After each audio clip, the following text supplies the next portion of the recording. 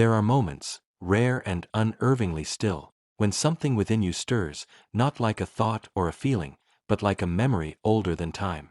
It doesn't shout or explain itself. It emerges as a kind of pressure behind your everyday perception, like a pulse beating just beneath the surface of reality.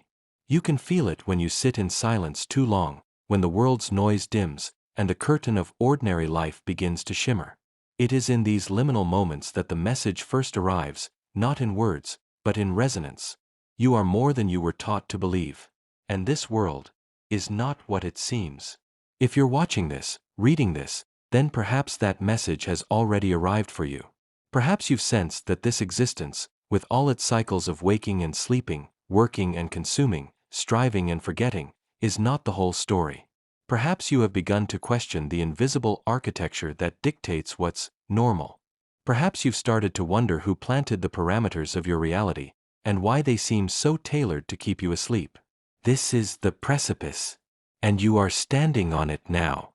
To say, your soul is trying to break the matrix, is not to invoke science fiction.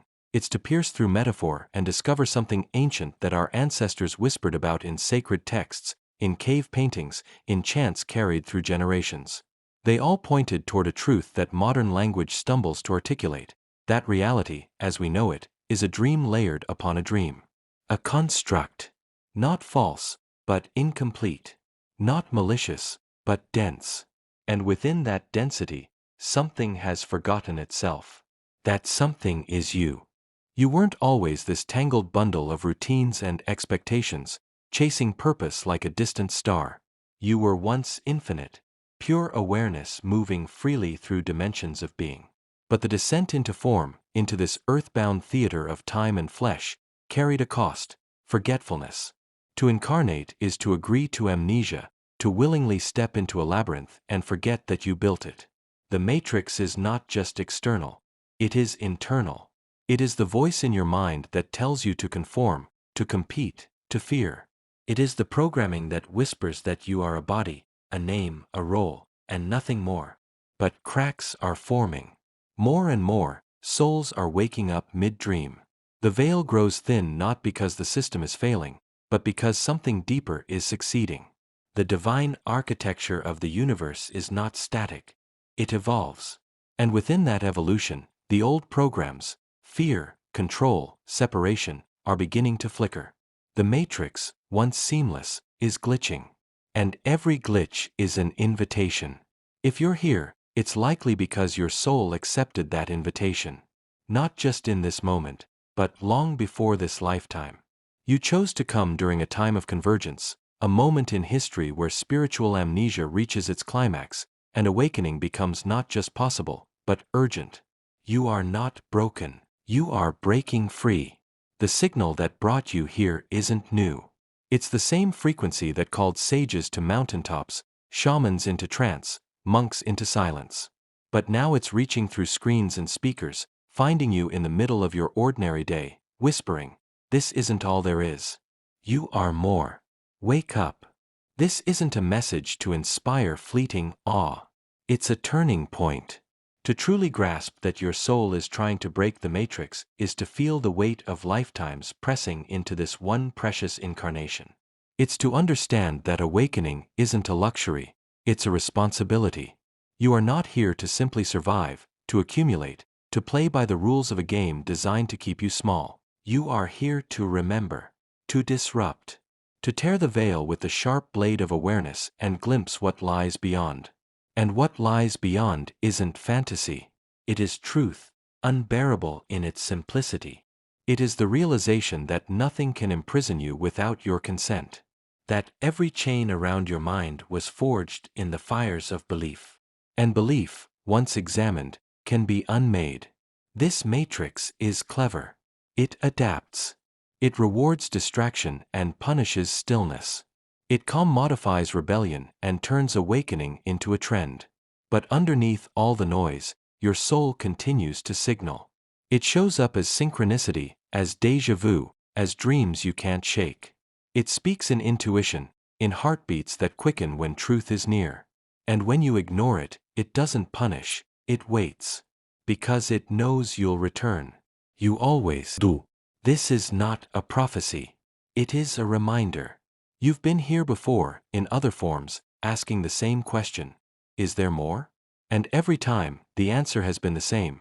Yes, but you must remember who you are to see it. You are not watching this by accident. You are watching because your soul, in its infinite wisdom, orchestrated a moment of collision between your ordinary self and your eternal self, between illusion and insight, between the code and the coder. And now, the journey begins. To understand what it means for your soul to break the matrix, we must first confront what the matrix actually is, not just as an idea but as a lived experience. It is not a technological simulation, as cinema might suggest, but something far more insidious and intimate. It is a perceptual grid, a construct made of unquestioned beliefs, emotional conditioning, and inherited limitations. It is the invisible script handed to you at birth, written by systems that benefit when you forget your divinity. This matrix is woven from certainty, that matter is all there is, that death is the end, that time moves in a line, and that individuality defines separation. But beyond the facade of this structure lies the truth that mystics and sages across time have all echoed, that reality is malleable, consciousness is primary, and you are the dreamer, not just the dream. The first core theme, then, is illusion versus awareness. This isn't merely philosophical, it's personal. Illusion is not just the external world, it's how you interpret the world. It's in the way you believe your job title defines your worth, or how you think past mistakes determine your future. It's in the automatic thoughts that arise when you look in the mirror, or the stories you tell yourself about what you deserve. These illusions are not malicious. They are habits of perception. But awareness is the sword that cuts through them. When awareness is activated, even momentarily, the matrix begins to flicker. What was once solid becomes soft. You begin to notice the patterns, how everything you experience reflects something within you. People become mirrors. Challenges become messages. Emotions become codes. And this leads to the second theme, projection versus reflection. The matrix thrives when you blame the external. It thrives when you believe that your suffering comes from out there.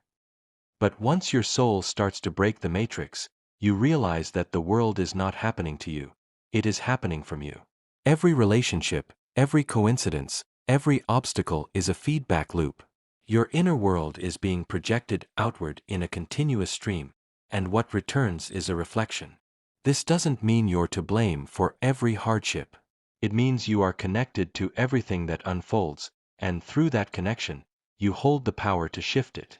The third core concept is frequency. The matrix is held together not by walls, but by vibrations. The frequency you emit, your thoughts, your emotions, your beliefs, creates a resonance that locks you into certain realities. Fear anchors you. Shame binds you.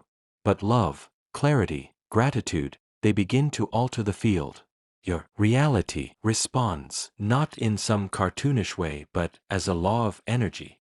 Your soul knows this. That's why, when you feel aligned, things flow. When you betray your truth, resistance grows. The matrix does not resist your freedom, it reflects your resonance. And this naturally brings us to choice, perhaps the most powerful and misunderstood theme of all. True freedom does not arrive when the world changes. It arrives when you remember that you are not your conditioning. You are not your trauma. You are not your pain. You are the awareness that watches all of it. And from that awareness, choice is born.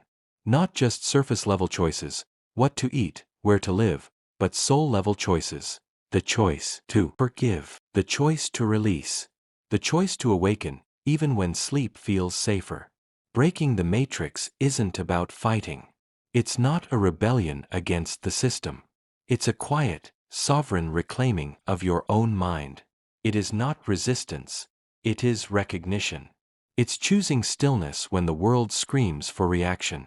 It's choosing truth when illusion is more convenient. It's feeling the old pain rise and deciding not to become it. It's remembering, again and again, that you are not just in the matrix. You are the key that unlocks it. All of these themes coalesce into one deeper principle. You are the creator within the creation. The matrix seems like a prison until you realize it is your own classroom. The people who trigger you, the systems that limit you, the fears that haunt you, they are not here to keep you trapped. They are here to awaken you. Each one is a portal. Each one is encoded with a message. This too is part of the dream you are ready to wake from. Your soul is not broken. It is brilliant. It signed up for this. It descended into density to remember what light feels like when rediscovered. And the fact that you're here, watching this, means the remembering has already begun.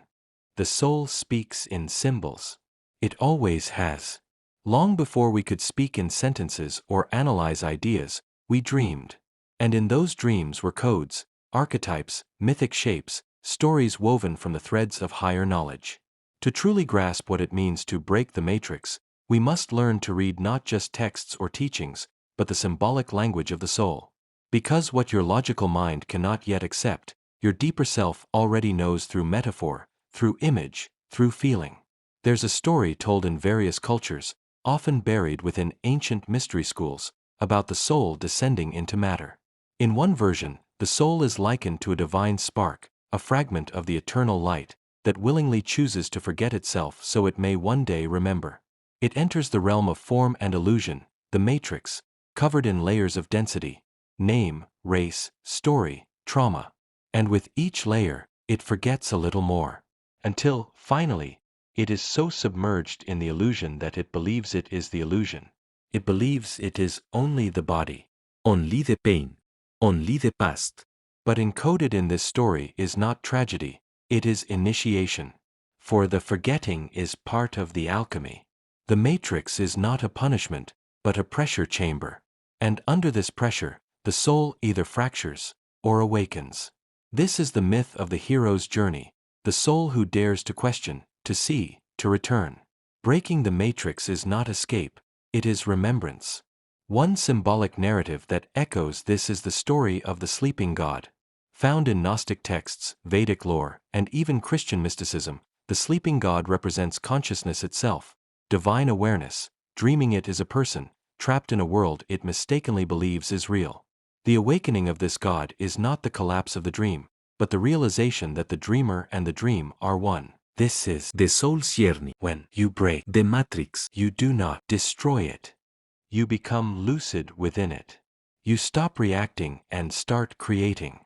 Consider also the myth of the cave from Plato, souls chained inside, seeing only shadows projected on a wall. They believe these shadows are real. But when one soul escapes, blinded at first by the light, he sees the truth, the source of the shadows, the sun, the real world. And he returns, trembling, to tell the others. But they laugh. They are not ready to see. And this is the loneliness of awakening. When your soul begins to break free, you will see the world differently, more clearly. But many will not understand. That is the cost of truth, not the loss of love, but the loss of illusion.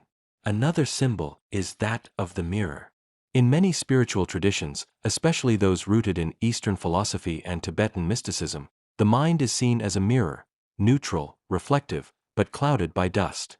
The matrix is that dust, projections, false identities, unresolved pain. Breaking free isn't polishing the mirror, it's realizing that behind every distortion is your original face. That face is the observer, the witness, pure consciousness. Once you stop identifying with what passes across the mirror's surface, you remember, you were never the reflection. You were always the light. And then there's the symbol of the serpent eating its own tail, the Ouroboros.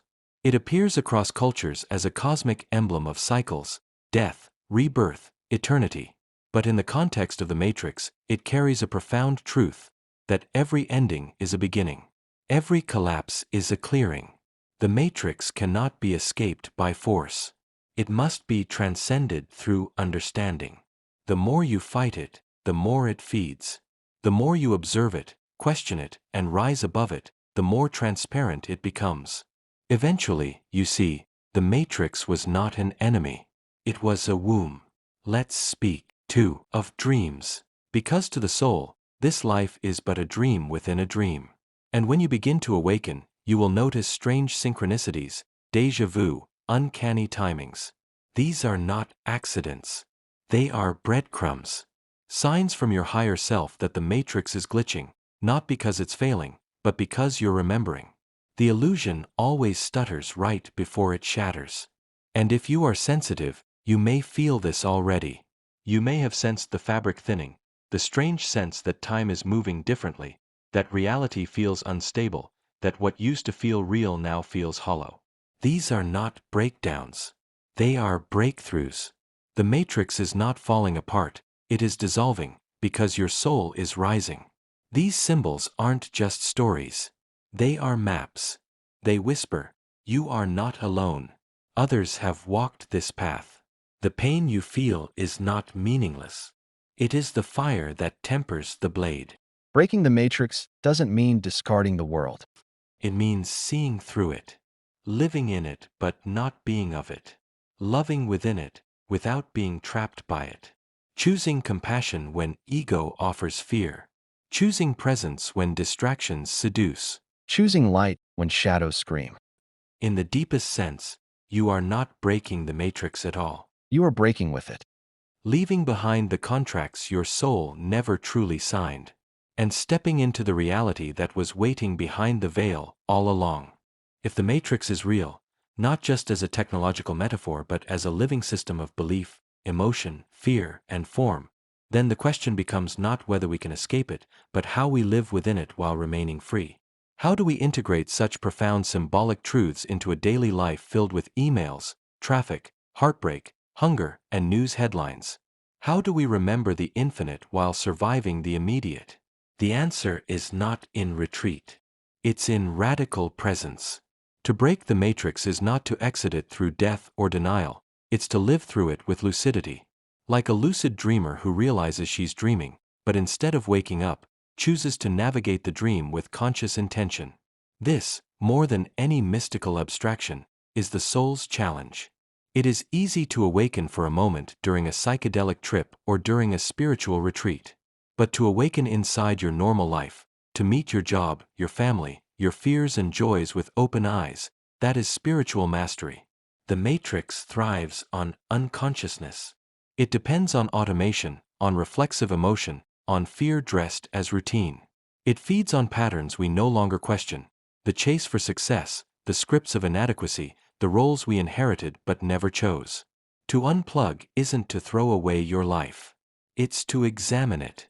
To see which parts are yours and which were installed by others, by culture, by trauma, by repetition. Start with awareness. In every moment, you are receiving signals, thoughts, feelings, triggers. Pause and ask, is this mine? That thought of failure, was it born from your authentic self, or is it an echo of childhood conditioning? That need to be liked, does it serve your truth, or is it a script installed to keep you small? Questioning is not negativity. It is liberation. It is the soul reprogramming the system from the inside. The next layer is intention. The matrix keeps us reactive. Breaking it means becoming deliberate. You choose your words not from habit, but from clarity. You make decisions not from fear, but from vision.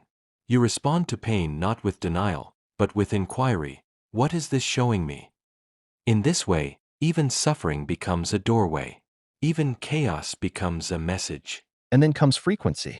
Everything in the matrix is vibration. The news, the food you eat, the people you engage with, all of it carries a resonance. If your soul is trying to break the matrix, it will become increasingly sensitive to lower frequencies.